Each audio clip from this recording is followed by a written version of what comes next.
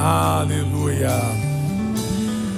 Que a boa mão do Senhor esteja com você, na sua casa, na sua família, aí na sua sala, no seu quarto, aonde você estiver recebendo esta transmissão, esse culto ao vivo, sendo agora 12h48 aqui no Reino Unido. Talvez você está assistindo em outro continente. Que o Senhor te abençoe, que o Senhor possa falar ao seu coração. E esse tempo muito precioso, como Deus abençoou e usou aqui todos os que estavam ministrando. Que adoração deliciosa, que momento oportuno. Eu senti e sinto a boa presença do Senhor na casa, mesmo que nós estejamos com o espaço físico vazio, claro, com todos os nossos irmãos que estão nos auxiliando aqui para a transmissão desse culto, mas sentimos que a presença do Senhor está no nosso meio, e eu tenho certeza que aí na sua casa também você está sendo alvo dessa boa presença, dessa presença tão poderosa. Eu queria pedir duas coisas para você antes de entrarmos ao texto.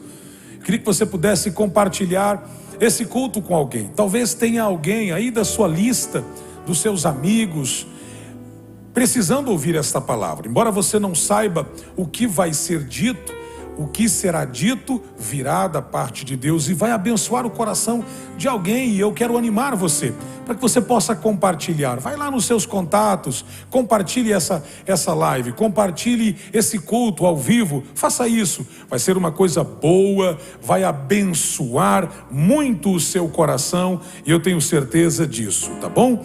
Eu queria muito que você fizesse isso. E a segunda coisa, se você puder tirar uma foto, registrar que você está assistindo, que você está com a sua casa, com a sua família, e que você postasse aí, mencionando, fazendo menção Catedral Internacional, e poste aí no seu Instagram, e nós vamos repostar a sua imagem, a sua foto com a sua família, com a sua casa. Ou você talvez esteja sozinho aí no seu trabalho, num tempo que você está off, está conseguindo assistir. Faz um print dessa tela, compartilha conosco, faça isso, vai ser uma grande bênção.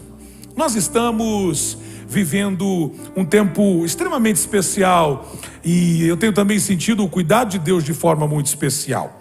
E durante esse tempo eu tenho meditado não só na palavra de forma muito intensa, mas também lido algumas coisas que têm abençoado muito o meu coração. Eu queria indicar para você 2 livros. Eu tenho indicado durante as lives de 21 dias, eu tenho indicado esse livro e vou indicar outro aqui esta manhã. Eu gostaria muito que você pudesse ou comprar em PDF, ou você comprá-lo através do Amazon, ou pelas editoras dos livros. No caso, esse é orvalho.com, ou no lugar mais próximo que você tiver, ou até mesmo, se você quiser, nós temos como conseguir esse exemplar para você aqui. Ambos os livros nós temos aqui na nossa livraria e podemos fazer chegar até você. Queria que você pudesse levar em consideração essa indicação. Posso mostrar aqui para que câmera? Para qualquer uma? Para qualquer uma? Essa daqui? Queria que você pudesse, olha, O Impacto da Santidade, escrito pelo pastor Luciano Subirá. Que livro incrível, como tem abençoado o meu coração. Numa segunda leitura, tem sido assim, muito, muito forte. Um livro muito confrontativo. Eu recomendo que, se você for dodói, você não leia.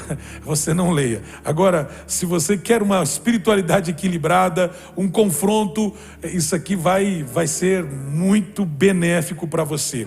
Se você quiser adquirir esse livro, você pode entrar aí nos nossos, até mesmo nos comentários, você vai encontrar o irmão Baldé, vai poder auxiliar você, ok? E o segundo livro que eu quero indicar a você é esse livro chamado Até que Nada Mais Importe. Até que Nada Mais Importe. Deixa eu tirar aqui o plástico desse livro. Até que Nada Mais Importe. Deixo aqui com o Pedro aqui à minha direita. Até que Nada Mais Importe, também do mesmo escritor, do mesmo autor. Por que você se levantou essa manhã? Por que comeu o que comeu? Por que fez ou faz? Qual é o seu grande porquê? Aqui está uma chave poderosa. Eu queria indicar esse livro. Também nós temos algumas unidades. Se você quiser, pode pedir. Nós vamos fazer chegar até a sua casa, ok? O Baldé tá bonzinho, ele está fazendo chegar até na sua casa. Eu não sei se é só aqui no Reino Unido, mas ele está dando um jeito de chegar até a sua casa pelos correios, obviamente, pelos correios. Nós estamos terminando hoje uma palavra que eu comecei na semana passada sobre santidade e retrasada, mas o sermão eu comecei na semana passada e eu quero terminar essa fala hoje lendo alguns textos com vocês. Eu terminei na semana passada falando sobre a santidade progressiva, quando você entende que quando você recebe a Cristo, você começa uma caminhada de fé e Deus começa então a fazer mudanças em você, em nós, e nós chamamos isso de santidade progressiva. Paulo diz, eu não me julgo já ter alcançado tudo, mas eu vou caminhando, eu vou avançando, deixando para trás aquilo que tem que ficar para trás, e eu vou avançando para o alvo, eu vou alcançando, eu vou caminhando. E durante esse caminhar, é uma santidade progressiva. Todos os dias a gente vai se santificando um pouco mais. Na forma de falar, na forma de pensar, levando cativo aquilo que nos prende, que nos arrasta para trás. É muito importante que você tenha esse entendimento. Isaías capítulo 1, versículo 18, diz, vinde então e argui, diz o Senhor, assim diz o Senhor, ainda que os vossos pecados sejam como a escarlata, eles se tornarão brancos como a neve, ainda que sejam vermelhos como o carmesim, se tornarão como a branca lã. E eu falei sobre essas duas figuras de linguagem que o profeta messiânico fala a respeito dessa bênção de sermos purificados. Ele fala sobre essa neve, ou seja, ainda que os nossos pecados, ainda que tudo vá contra nós, que os nossos pecados sejam como a escarlata, elas se tornarão brancos como a neve. Ele diz escarlata e ele diz neve. E você sabe que a neve, ninguém se esforça para que a neve caia. Ninguém, nenhum de nós, nem eu, nem você, nos esforçamos. Não existe pensamento positivo para fazer uma neve cair ou qualquer coisa nesse sentido. A neve simplesmente cai, independente eu gostar ou não, a neve cai.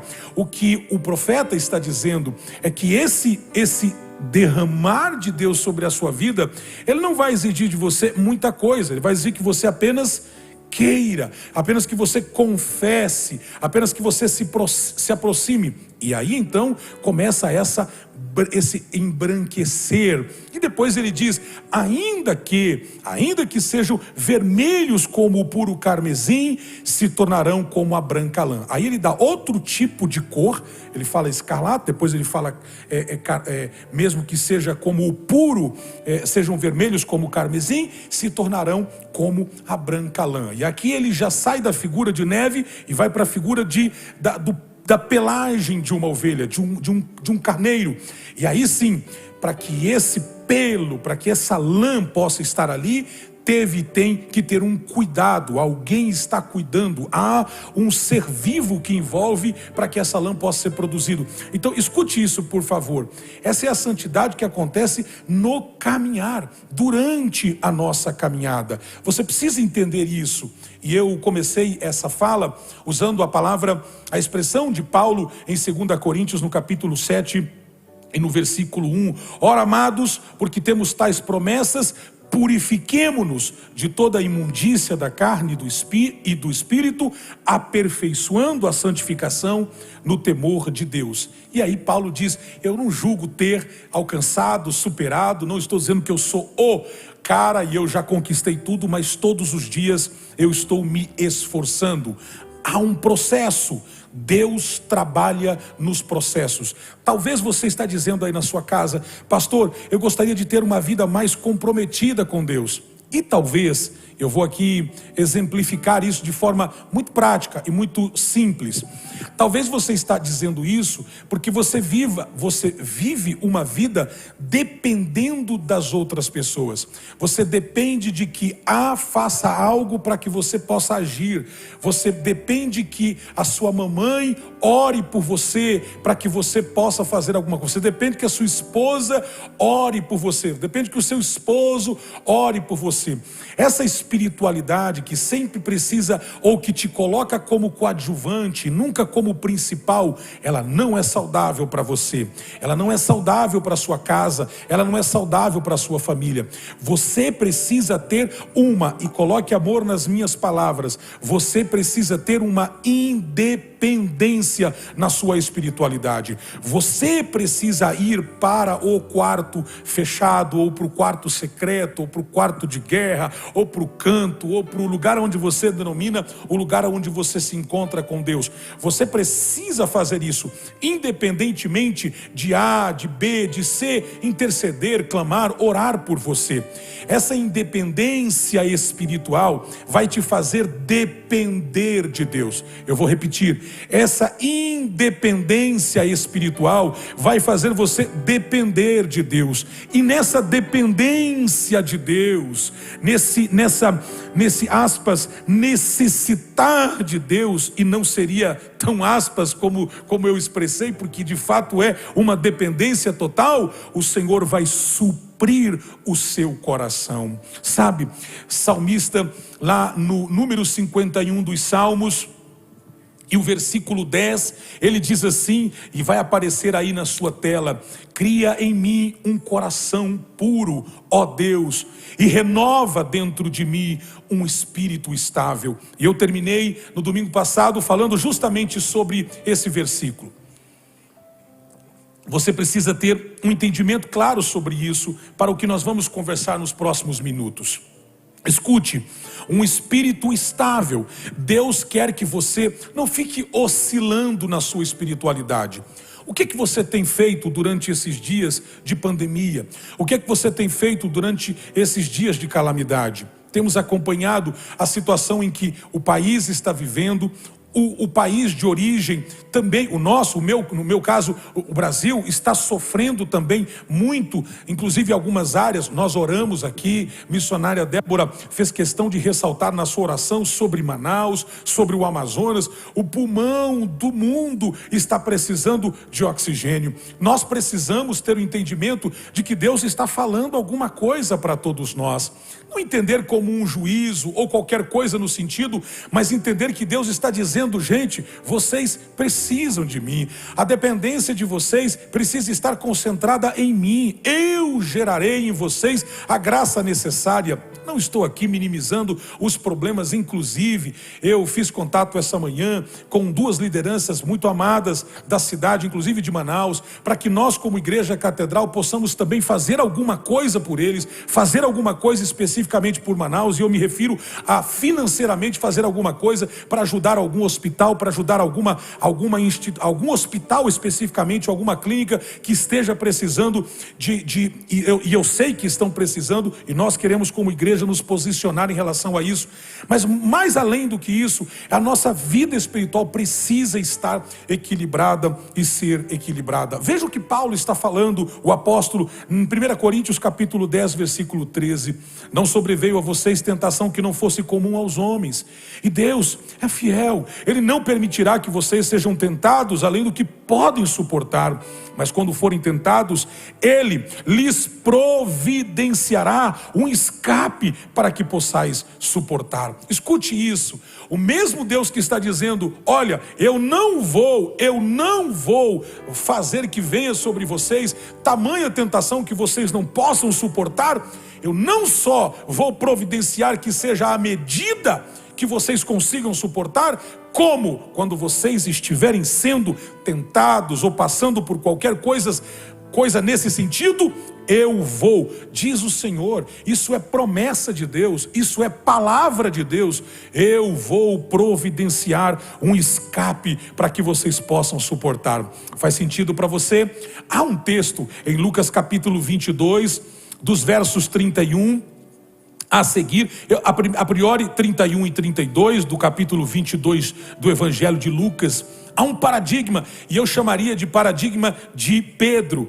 Diz o texto: Simão, Simão, Satanás pediu você para peneirá-lo como trigo, mas eu orei por ti, para que a sua fé não desfaleça, e quando você se converter, fortaleça os seus irmãos. Eu vou começar aqui, e não vai tardar essa reflexão, é simples, mas é extremamente prática. O Senhor está dizendo, palavras de Jesus, está dizendo: Pedro, Satanás pediu para que você fosse peneirado como trigo. E talvez essa expressão peneirado como trigo não é muito razoável para você, ou não te arremete a alguma figura, mas é basicamente uma peneira, é aquilo que vai de alguma maneira fazer uma filtragem, vai fazer uma separação entre aquilo que é o produto que tem que ser utilizado e aquilo que é literalmente o que tem que ser descartado, tem que ser jogado fora. E o Senhor está dizendo para Simão, Satanás pediu para fazer isso, e a expressão de Jesus eu acho muito poderosa. Jesus disse assim para Pedro: mas eu orei por você, Escute, existe uma necessidade. Essa manhã, ao me levantar, o Espírito Santo falava e fala ao meu coração, e na verdade vem falando esses últimos dias de forma muito intensa, mas hoje pela manhã intensificou algo mais. Jackson, vocês precisam aumentar os decibéis da oração, do clamor. Sabe, não é só eu como líder ou como pastor da casa, mas todos nós, sabe, como ovelhas, como pessoas que precisam de Deus, que amam ao Senhor. Jesus disse para Pedro: eu orei por você. Não sei se você consegue compreender isso. Eu estou falando de Jesus, o verbo de Deus, o presente de Deus, o dízimo de Deus, aquele que, segundo João, foi o criador de tudo e de todas as coisas. Está dizendo para Pedro: eu orei por você. Sabe, você só não precisa orar se suas credenciais foram melhores que a de Jesus. Você só não precisa orar, você só não precisa clamar, você só não precisa se colocar diante do Senhor num espírito quebrantado de clamor, se você for superior ao Criador de todas as coisas. E uma das coisas que mais me chama a atenção é que a nossa vida, se ela não for observada e cuidada, e se não entrar por um procedimento de santificação pessoal, e se a gente ignorar estas questões, a gente pode tropeçar no meio do caminho. Existem estágios dessa crise, ou o que Paulo disse aqui, chamou-a de tentação. Existem crises que acontecem no meio desse tempo onde nós somos assediados pelo mal. Nós temos muitas distrações ao nosso redor. A mídia nos distrai. Se você fizer um cálculo, vai no seu telefone, você tem lá, acredito que seja quase todos os telefones dão essa resposta. Você vai procurar quanto tempo você gastou nas mídias sociais. E talvez as mídias sociais sejam a sua ferramenta de trabalho, e aqui eu não vou questionar, mas se não for, você sabe que não é. Então, você sabe a resposta. Quanto tempo você gasta lá? Quanto tempo você gasta com os seus afazeres? Quanto tempo você gasta cuidando daquilo que é o seu umbigo, cuidando daquilo que é a sua própria vida? E nada contra isso. Eu acredito que isso é importante, até porque eu não pago as suas pendências, as suas contas, e eu não vim te exortar em algo que eu não consigo suprir na sua vida, mas eu vim te dar adverti-lo de que nós precisamos estar diante do Senhor, porque quanto mais próximos do Senhor, mais sensíveis estaremos à sua voz e mais forte estaremos diante do Senhor. E deixa eu te mostrar aqui uma coisa. Quais são os sintomas, ou quais são os estágios de uma pessoa que está vivendo por uma tentação? Volto a frisar aqui em Coríntios capítulo 10, versículo 1 Coríntios capítulo 10, verso 13: não sobreveio a vocês tentação que não fosse comum aos homens, ou seja, que você não possa suportá-la. Agora, quais são os estágios, ou quais são os sintomas, ou quais são as evidências de alguém que está sendo naufragado, que está sendo levado ao precipício, diante disso que nós chamamos de tentação, ou chamamos de privação ou de provação?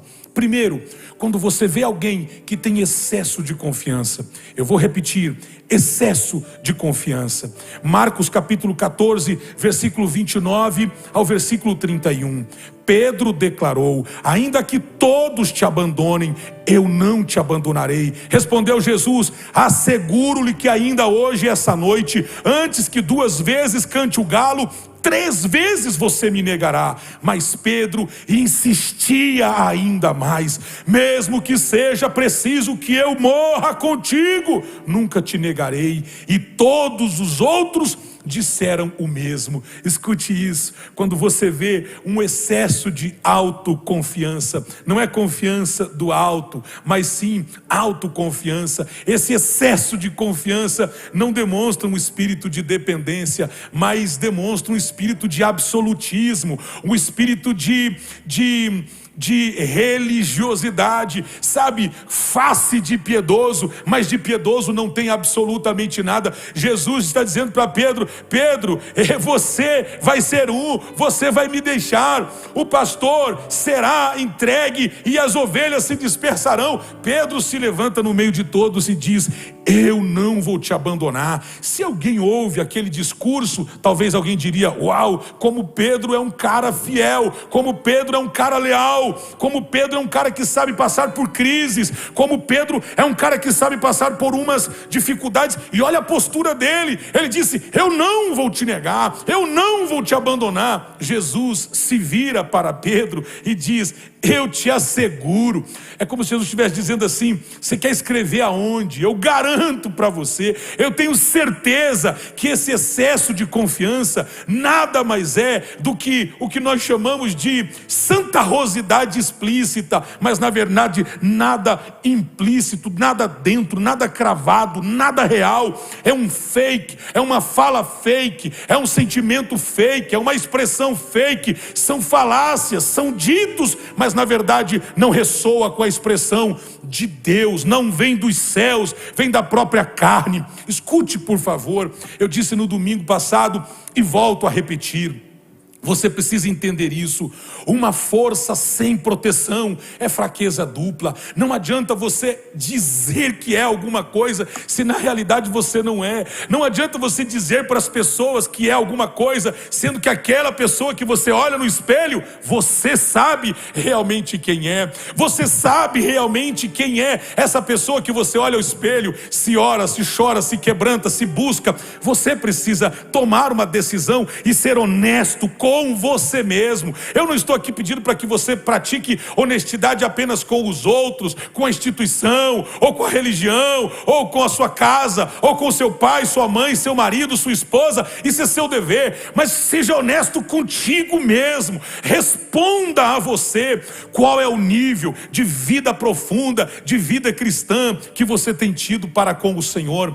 Paulo, escrevendo em 2 Coríntios capítulo 12, versículo 9, vai aparecer na sua tela, mas ele me disse: minha graça é suficiente para você, pois o meu poder se aperfeiçoa na fraqueza. Portanto, eu me gloriarei ainda alegremente, superiormente em minhas fraquezas, para que o poder de Cristo repouse em mim. Por favor, não tenha uma falsa expressão de como nós poderíamos chamar, de expor o que você não é, de dizer o que você não é. Por favor, eu prefiro que você tenha uma confiança moderada do que um excesso de confiança e na hora da privação você não ser coerente com aquilo que você disse, aquilo que você gritou que seria. Na hora da crise, na hora do problema, você sequer consegue repeti-lo em voz baixa.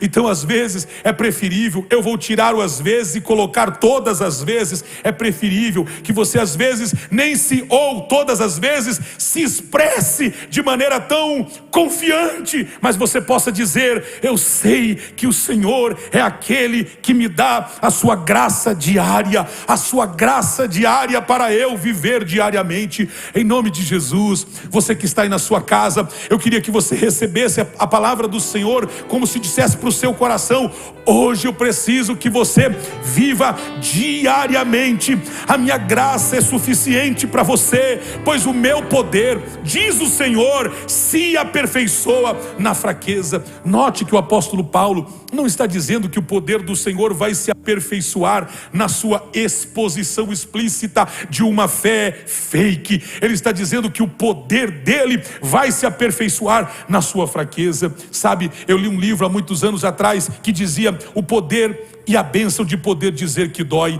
Sabe, é tão bom quando você consegue poder se expressar e dizer, dói, está doendo. Eu não estou dizendo aos outros apenas, quando você pode dizer para Deus, Senhor, eu sou fraco, eu pequei, eu errei, eu quero de novo a graça, eu quero de novo a misericórdia, eu preciso do seu perdão. Como filho, quando você não tem capacidade de dizer isso, não é porque você é muito ou é pouco, é porque a sua paternidade está mal definida. Você não consegue ver Deus como pai, e porque você não vê como um pai amoroso, você não consegue dizer a Ele o quanto você errou, ou quanto nós erramos. Então você não consegue chegar com confiança, porque a sua impressão é de que Deus está com uma espada na mão, e vai degolar você, vai arrancar a sua cabeça, vai te lançar no precipício eterno.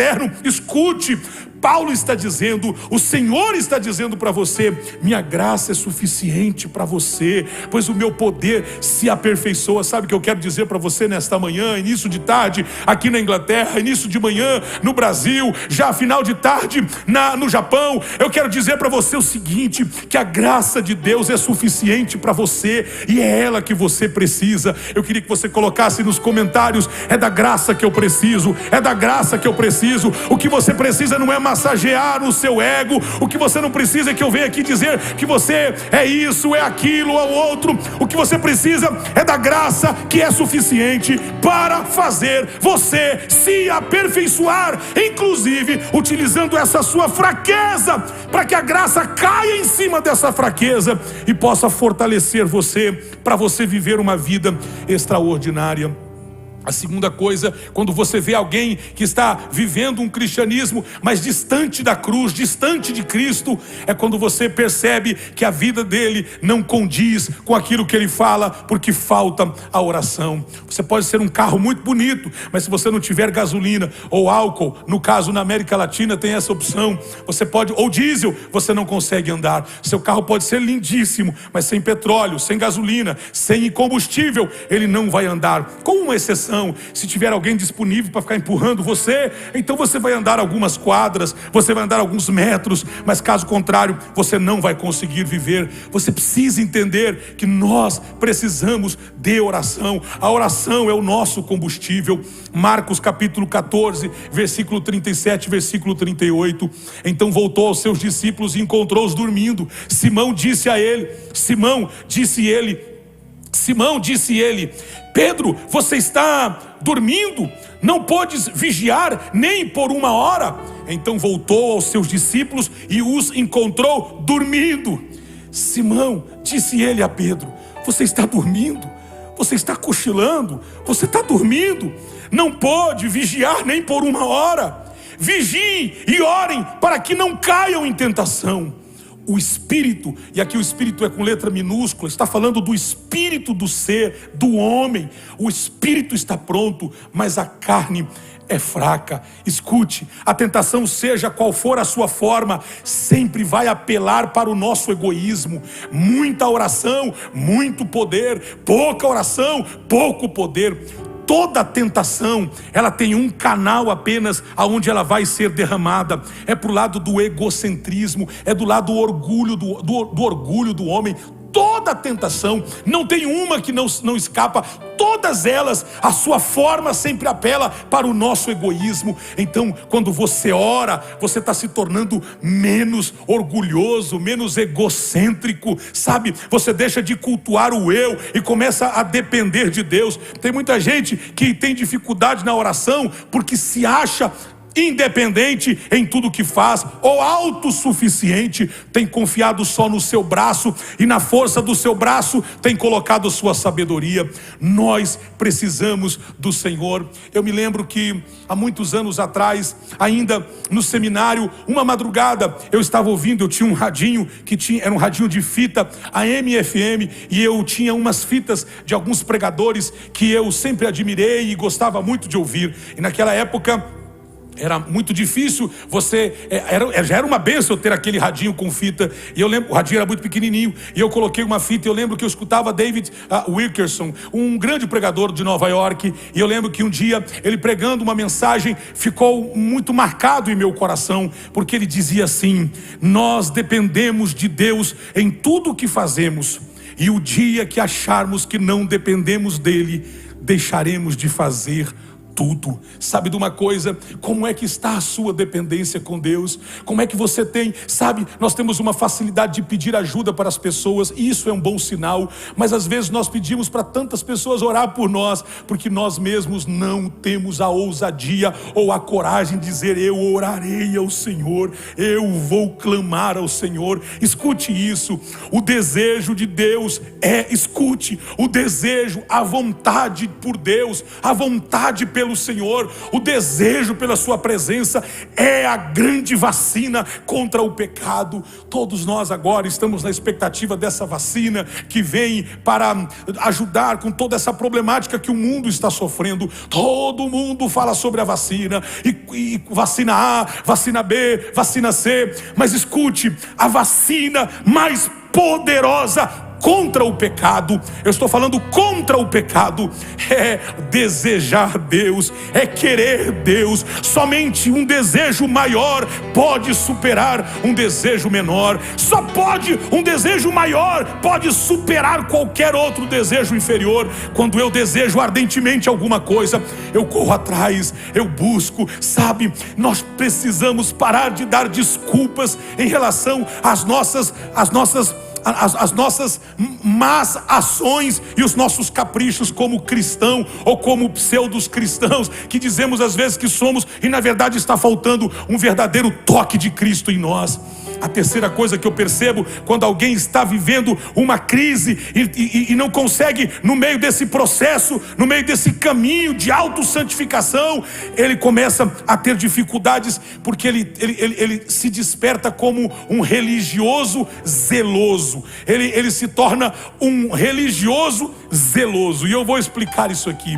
Quando eu falo religioso zeloso, dá a impressão de que, poxa, ele é um cristão zeloso. Não, eu disse religioso zeloso. Em João, no capítulo 18, verso 10, vai aparecer na tela: Simão Pedro, que trazia uma espada, tirou e feriu o servo do sumo sacerdote, decepando-lhe a orelha direita. O nome daquele servo era Malco. Escute, esse mesmo cidadão que Jesus tinha dito para ele: você tem uma arrogância na sua fala, dizendo que você não vai me negar, que você não vai me abandonar, que você, e eu garanti que você vai ter dificuldades por essa sua arrogância espiritual. Então escute, você precisa entender que por detrás de um coração arrogante sempre tem um zelo religioso. E o que é o zelo religioso? Não é um cristão piedoso. O zelo religioso é aquele cara que sempre tem uma espada na mão,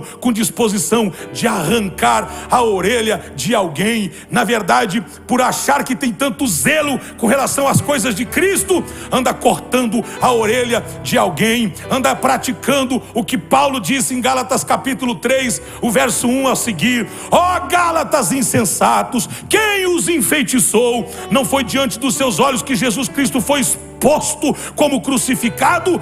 Gostaria de saber apenas uma coisa: foi pela prática da lei que vocês receberam o Espírito, e aqui é o Espírito de Deus, ou pela fé naquilo que ouviram? Será que vocês são tão insensatos que têm começado pelo Espírito, querem agora se aperfeiçoar pelo esforço próprio?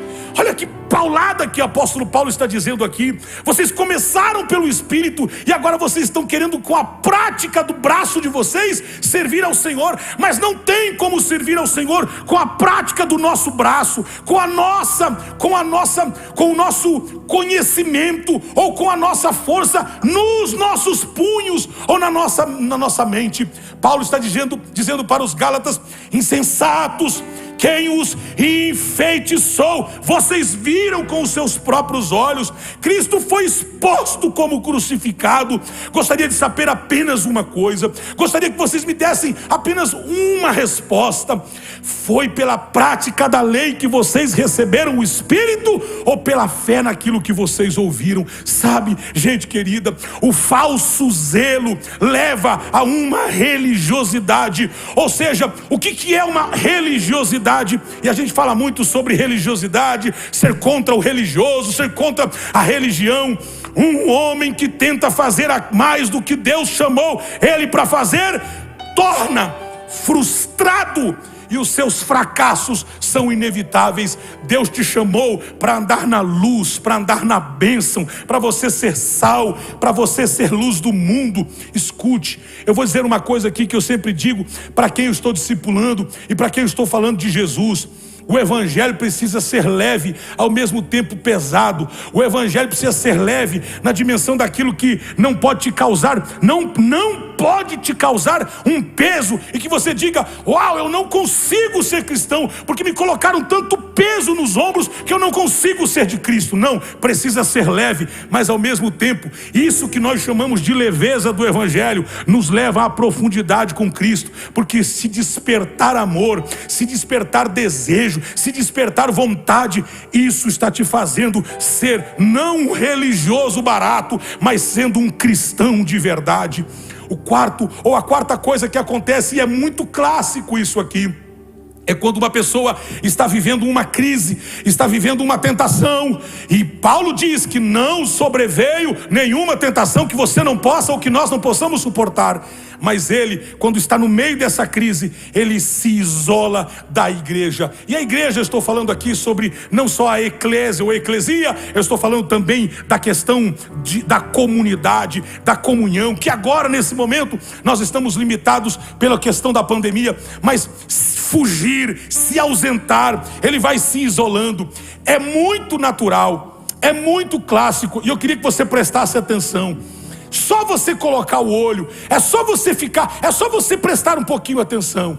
A pessoa, daqui a um pouco, ela está envolvida na igreja, está comprometida, faz aquilo, vem, cultua, adora, é ofertante, é dizimista, ele se envolve, está em pequenos grupos, ele faz, ele conversa, ele está se envolvendo. Mas quando ele passa por uma tentação, ou ele entra por uma crise, eu preciso voltar a dizer: não tem nenhuma crise, não tem nenhuma tentação que não possa, ou que não possamos suportar. É a Bíblia que diz. Mas o Senhor vai te dar escape em todas elas. Mas tem pessoas que não conseguem entender isso e vai se isolando. Olha o que diz em Mateus capítulo 26, versículo 58, está na sua tela. E Pedro o seguiu de longe até o pátio do sumo sacerdote. Entrou e sentou-se com os guardas para ver o que acontecia. É devagar que vai acontecendo, mas vai tendo uma distância, vai distanciando. Se você pergunta: por que você está tão distante? Não, é normal, é qualquer outra desculpa. Esse distanciamento, tem pessoas que dizem assim: eu estou me distanciando das pessoas. Você não pode se esquecer que você também é uma pessoa, ou que talvez você já virou, não sei, talvez, enfim, mas eu acredito que você é um ser humano também, e uma pessoa. Você vai se ausentando, se isolando. Você precisa entender que ovelha isolada é muito mais fácil que um lobo a coma e a devore. Você precisa entender que nós precisamos dessa comunhão. Como nos faz falta essa comunhão? Porque aqui nós somos alinhados, confrontados, apesar que muitas vezes a gente quer se isolar do grupo grande, do grupo maior, porque nós não gostamos de ser justamente confrontados nas áreas que nós precisamos. Olha o que o escritor aos Hebreus, no capítulo 10, versículo 25, escreve. É como uma exortação para todos nós: não deixemos de reunir como igreja, segundo o costume de alguns, mas encorajemo-nos uns aos outros ainda mais, quando vocês veem que se aproxima o dia. Gente, o que ele está dizendo aqui não tem texto mais atual do que esse. O dia está perto, o dia está próximo. Nós precisamos estar juntos, porque juntos de fato somos mais fortes, somos melhores, nos consolidamos e precisamos uns dos outros. Não adianta a gente dizer que consegue fazer as coisas sozinhos. Nós dependemos de Deus, mas dependemos das pessoas. A oração e a comunhão cristã são absolutamente indispensável se esperamos permanecer fiéis ao Senhor e escapar das armadilhas do nosso adversário. É indispensável. Por que nós formamos os pequenos grupos? Por que nós estamos em grupo celular? Por que nós estamos nos reunindo roboticamente? Estamos através das mídias. Por que estamos fazendo de tudo para que as pessoas possam estar juntas? Porque nós precisamos estar de fato, porque é melhor ser dois do que um. É melhor caminhar com alguém do que estar sozinho. Gente, a pior arrogância é aquela da independência, de achar que pode fazer tudo sozinho. Você, para nascer, precisou de alguém. Você, para ser gerado, precisou de alguém. Você, para nascer, precisou de alguém. Escute, você para viver precisou de alguém. Você para começar a gatinhar precisou de alguém. Você, para comer a primeira comidinha, precisou de alguém. Você vai crescendo, você precisa de alguém. A coisa mais difícil é quando você chega numa certa fase da vida que você diz: não preciso de ninguém. Às vezes você já reconheceu alguma fase da sua vida que você achou que não precisava de ninguém. Não, eu já sei fazer, eu já sou, eu já sei, eu já faço. Mas o grande erro é porque nós vamos depender de alguém o resto da nossa vida. Vamos sempre precisar de alguém.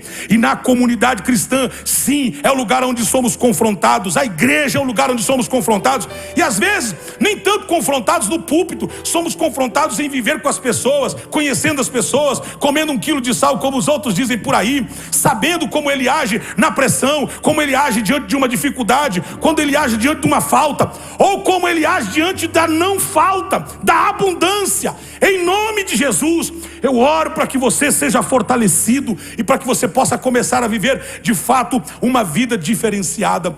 O próximo, talvez o estágio, ou talvez a síndrome, ou talvez o sintoma, é esse aqui. Quando a pessoa começa a aceitar a contaminação do mundo, ela vai sutilmente, ela vai aceitando a contaminação, ela vai fazendo o que ela não fazia, ela vai praticando o que ela não praticava, ela vai visitando coisas que ela não visitava, ela vai fazendo coisas que ela não fazia, porque na verdade agora, tanto faz, tanto fez, o pecado se tornou relativo, e ela começa então a se contaminar levemente, e quando ela vê, ela está enredada. Olha o que diz o médico Lucas no capítulo 22, o versículo 55. Eu estou discorrendo a vida de Pedro: mas quando acenderam um fogo no meio do pátio e se sentaram ao redor dele, Pedro se sentou com ele. Se sentou com quem? Com os que estavam no pátio de Caifás. Ele vai se aproximando, como se nada quisesse. Ele vai se aproximando. Alguém pergunta para ele: escuta, você não é crente? Você não é lá da igreja tal? Você não andava com o Cristo? Você não andava com ele? Ele disse: não, imagina, não, eu nunca andei com ele, não sei quem ele é, coitadinho, não sei, está passando por uma... não sei quem é. E notem, por favor, o texto diz que eles arrastaram, prepararam cadeira e se assentaram, e Pedro sentou-se com ele. Você reparou? Pedro estava em uma roda errada. Sabe, Davi disse que a gente precisava observar em que roda a gente está se assentando. Às vezes, esse grupo do WhatsApp que você faz parte, talvez você tenha vários, não tem nada de bom lá, é só coisa que não presta. E você diz: não, mas eu não respondo, eu só estou aqui para ver. Você está para ver o quê? Se isso está intoxicando a sua alma, simplesmente saia. Você sai de grupo de oração, você sai de chat de oração, você sai de chat de onde Deus está mostrando as coisas, você sai de chat de ministério, você sai de chat de tudo sem ninguém pedir. Por que você não sai sai desse chat que tem sido uma roda, que tem escarnecido sua vida, sua casa e contaminado os seus olhos, contaminado o seu coração. Em nome de Jesus. É nos momentos de maiores, é nos momentos de maior decisão ou de maior pressão que a gente vai ser observado em que roda a gente anda sentando. Quem você está ouvindo? O que é que você está vendo? O que é que você está assistindo? Escute isso. Estamos num momento onde tudo está como se fosse em pequenas bolhas. Eu estou sendo quase que literal, pelo menos aqui no Reino Unido. Bolha A, bolha B, bolha C, cada um na sua bolha. E dentro dessa bolha, a minha pergunta é: aonde é que você tem sentado? Aonde é que você tem colocado os seus ouvidos? Aonde é que você tem prestado atenção? Aonde é você tem fixado os seus olhos? 1 João capítulo 2, verso 15. Não amem o mundo, nem o que nele há. Se alguém amar o mundo, o amor do Pai não está nele. É o João que está descrevendo, e ele faz ainda uma acentuação no capítulo 5, no versículo 4 do primeiro escrito. Ele diz: o que é nascido de Deus vence o mundo, e esta é a vitória que vence o mundo, a nossa fé. Quando você procura a companhia do mundo, é apenas uma questão de tempo até que seja literalmente tentado a negar a sua salvação e o seu Salvador. É uma questão de tempo. Não, pastor, eu estou no ministério, eu canto, eu prego, eu faço tudo isso. Não importa se o lugar onde você está sentando, se o lugar onde os seus ouvidos têm encontrado espaço, se o lugar onde os teus olhos têm encontrado espaço está negando a sua fé, está negando o Salvador. Escute, Pedro, perguntaram para ele: escuta, você anda igual ele, você fala igual ele, você não estava com ele? Não, eu não sei quem é, eu não conheço. É uma questão de tempo para você começar a negar a deidade de Cristo, a vida de Cristo, a vida cristã, e a negar as qualidades do Evangelho. É questão de tempo para você começar a ir negando aquilo que você tanto disse que amava e desejava. Escute, em nome de Jesus. Tem muita gente, e talvez esse seja o penúltimo ponto dessa reflexão, está negando o pecado, está negando que existe o pecado, está negando, é uma negativa. Saiu há uns anos atrás um cidadão, eu não lembro que país, que era da América Central, e ele saiu como dizendo que ele era o Cristo, E aí ele começou a dizer que eu sou Cristo, e a primeira coisa que ele dizia, não existe pecado. Pecado é uma tolice que colocaram na mente dos fracos. Não existe pecado. E perguntaram para ele sobre drogas, perguntaram para ele sobre prostituição, perguntaram para ele se tudo é permitido, nada é pecado, não existe pecado.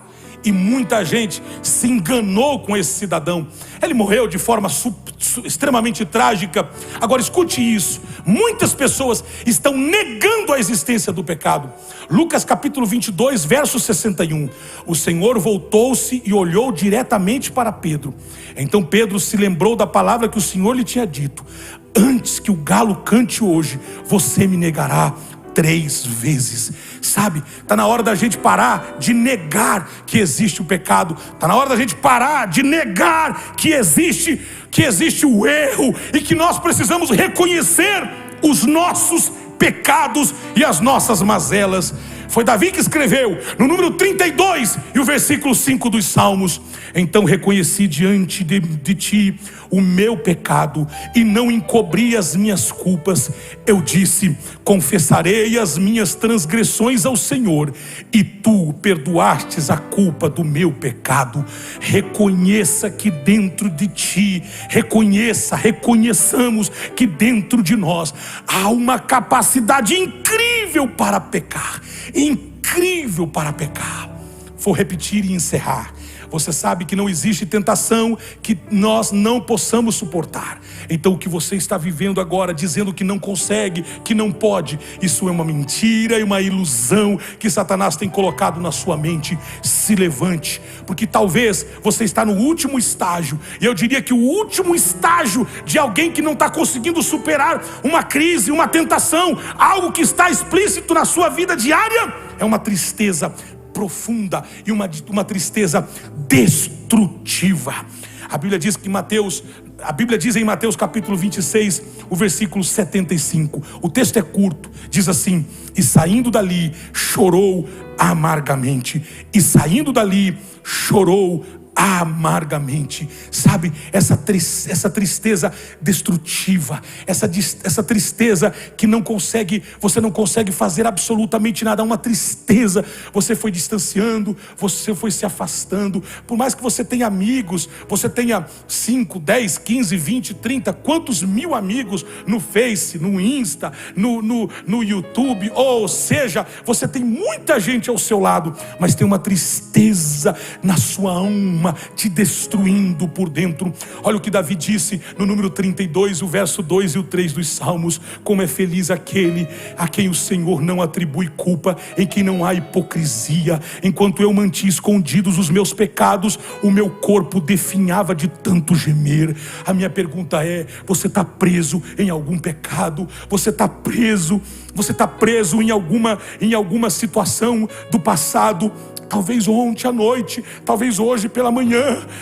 Você precisa fazer 3 coisas urgentemente. Primeiro, saia dessa crise de negação. Você precisa aceitar que há um pecado e você precisa se arrepender por ele, em nome de Jesus. Você precisa sair dessa síndrome de negar que não existe. Você precisa aceitar. A segunda coisa que você precisa fazer é se arrepender. Arrependa-se completamente. Arrependa-se completamente. Escute, Pedro demonstrou arrependimento. O arrependimento, escute isso, do religioso não é contrição real, é apenas remorso. O religioso, ele chama de arrependimento, mas na verdade é uma contrição apenas de remorso.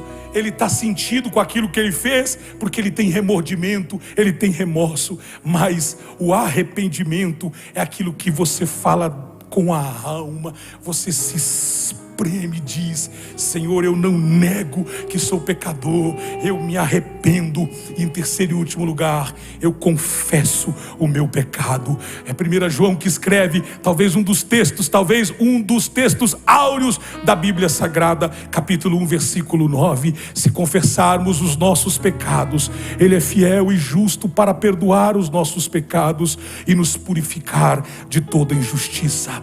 Confessar é concordar. Confessar é concordar que algo na sua vida não condiz com a vontade soberana de Deus. E quando você concorda, quando você confessa, você cai na mão da graça.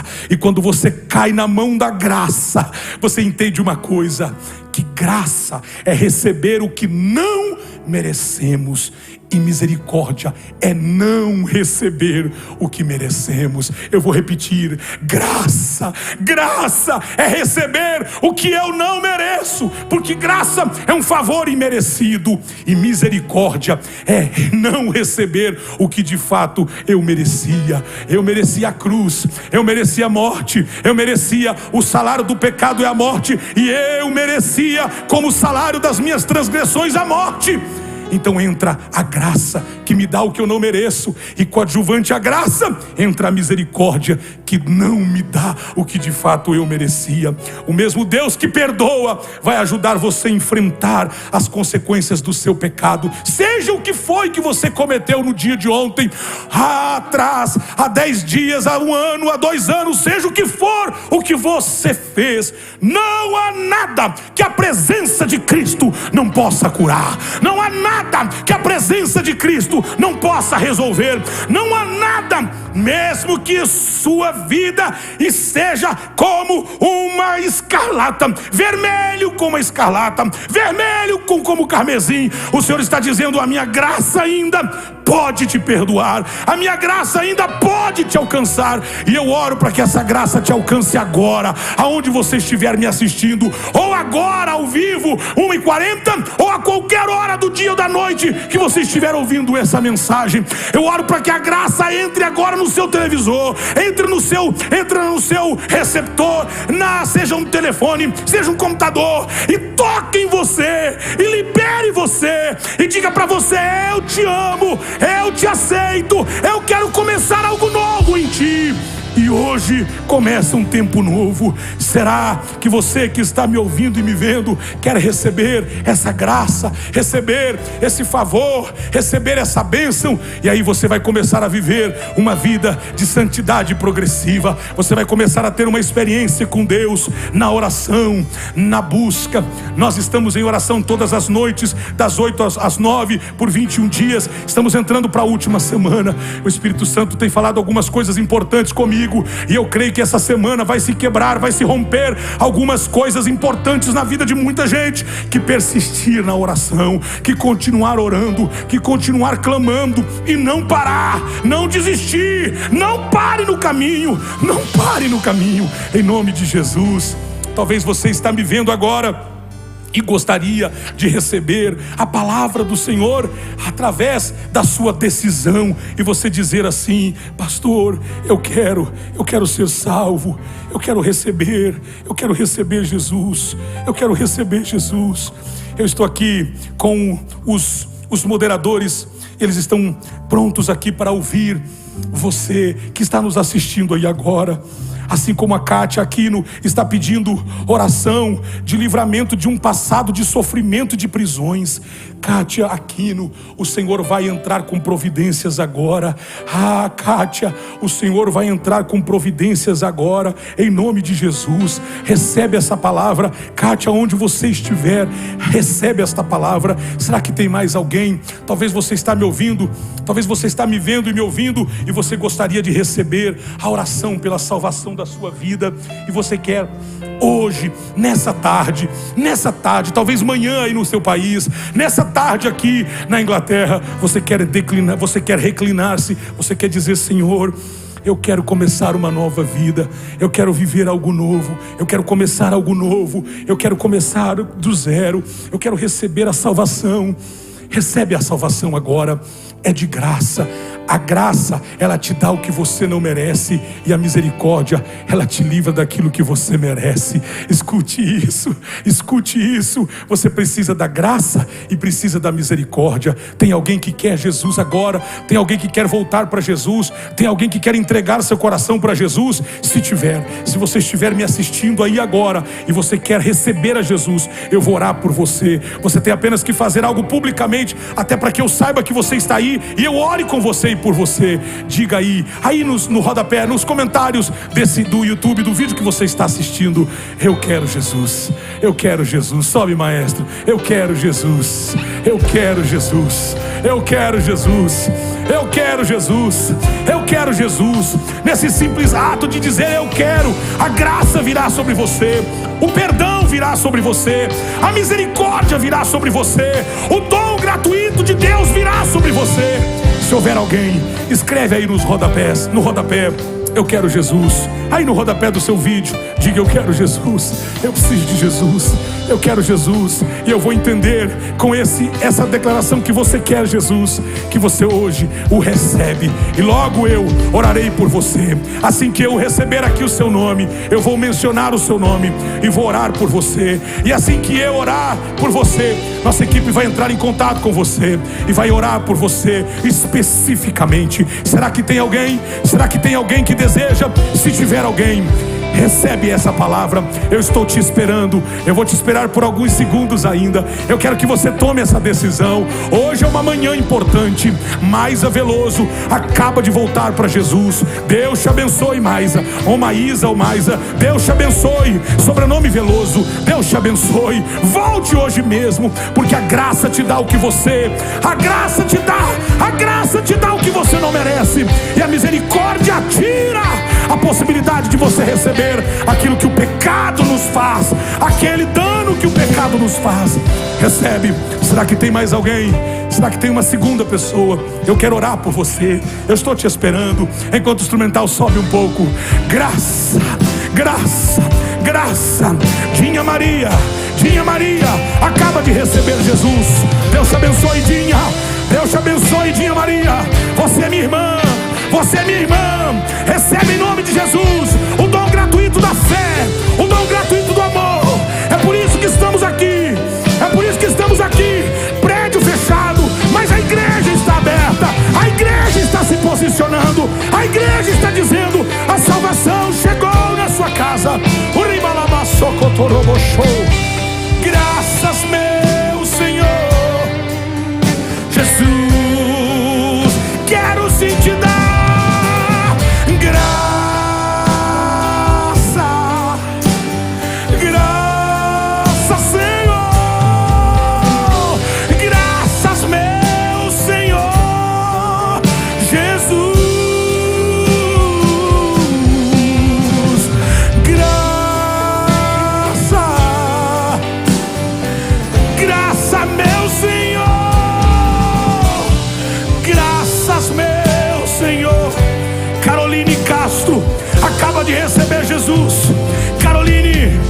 Deus te abençoe.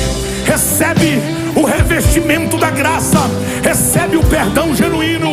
Levante-se em Cristo e comece a manifestar a salvação de Jesus. Será que nós temos mais alguém? A quarta pessoa.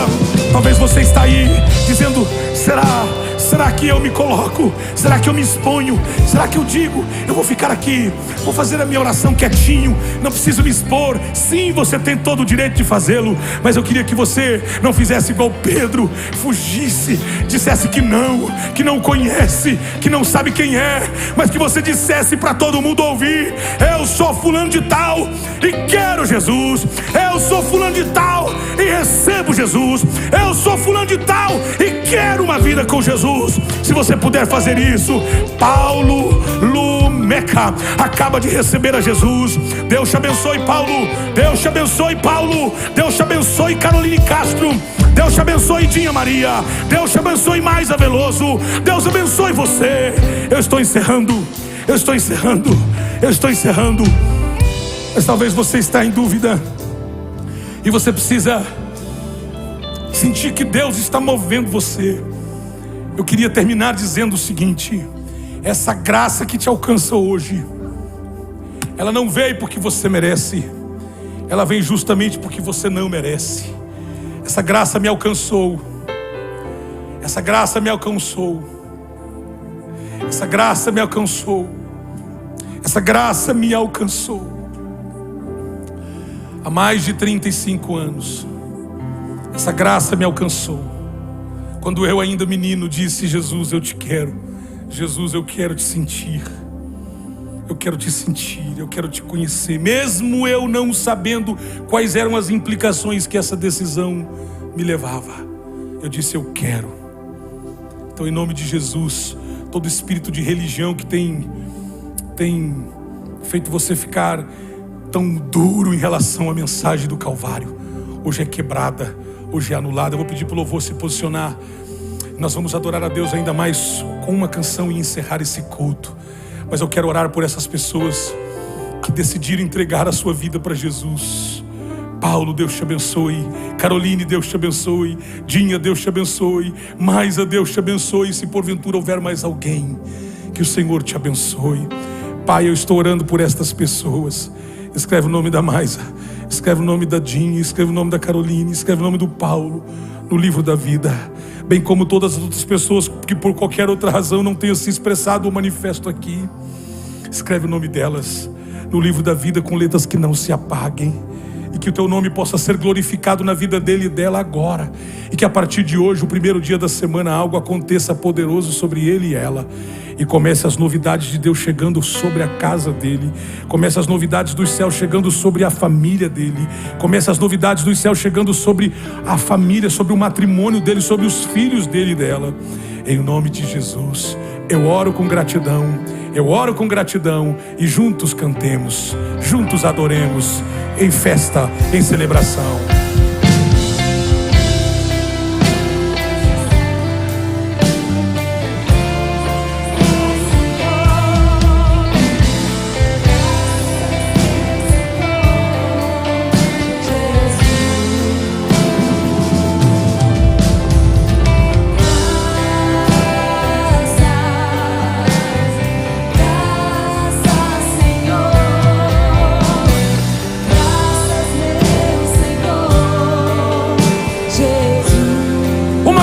Diga graças, graças, graças, Senhor, graças, meu Senhor, Jesus. Aí na sua casa, levante-se do lugar que você esteja e cante: graças, graças, Senhor.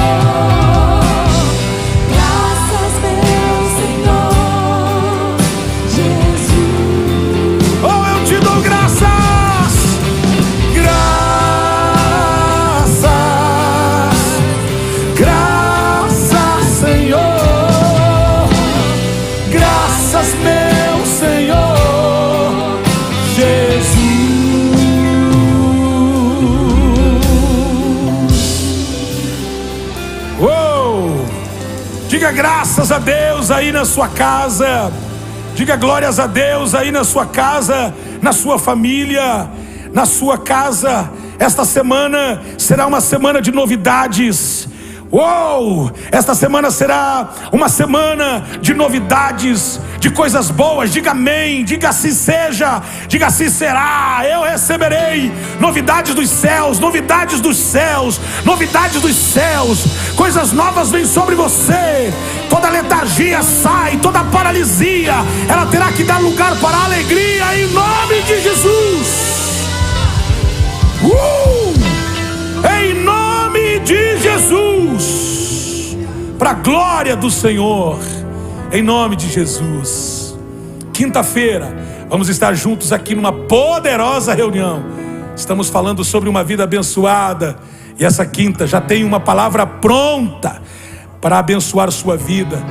Teremos um dos nossos discípulos ministrando, e vai ser algo poderoso o que Deus vai fazer na sua vida, na sua casa. Deixa-me te dar um convite antes de encerrar, agradecendo a todos. Um convite, agora no dia 25, agora no próximo dia 25, nós começaremos então a Escola do Crescimento, na verdade já a segunda etapa específica para aqueles que concluíram o módulo 2 da matéria Princípios. Vai começar agora dia 25. Você ainda que não fez você que não fez a sua inscrição, o seu cadastramento para participar, você poderá fazer isso aqui no nosso Insta, no Face, tem como você fazer, ou você pode entrar no institutomkairos.com e fazer a sua inscrição, fazer a sua matrícula. Vai ser muito bom, vai ser uma grande bênção você fazer essa escola. Quero agradecer aqui, grupo de louvor, gostei muito. Quinta e domingo, especialmente, tem sido muito edificado, muito abençoado por vocês. Obrigado ao instrumental, obrigado a vocês que estão aqui do outro lado da câmera, nos ajudando. Obrigado a quem está, Larissa, obrigado por estar sempre ajudando a gente aí com os textos, e a Adriana também, e todos os outros voluntários. Obrigado pessoal da mesa, que tem sido bênção para nós, na maestria do Leonan, aí todos que estão coordenados, e o pessoal aqui das câmeras, obrigado a todos vocês, na maestria do Paul, todos vocês, na maestria do Magu aqui, botando para quebrar. Ninguém faz nada sozinho. Minha gratidão a essa turma linda. Deus te abençoe, Deus te guarde, que o nome do Senhor seja glorificado na sua vida, e que o bom perfume de Cristo invada a sua casa, e que você tenha uma semana incrível. Que o Senhor te abençoe, que o Senhor te guarde, que o Senhor faça resplandecer o rosto dele sobre você e te dê muita, mas muita paz. Te vejo 8 horas na nossa live da oração. Deus te abençoe. Valeu!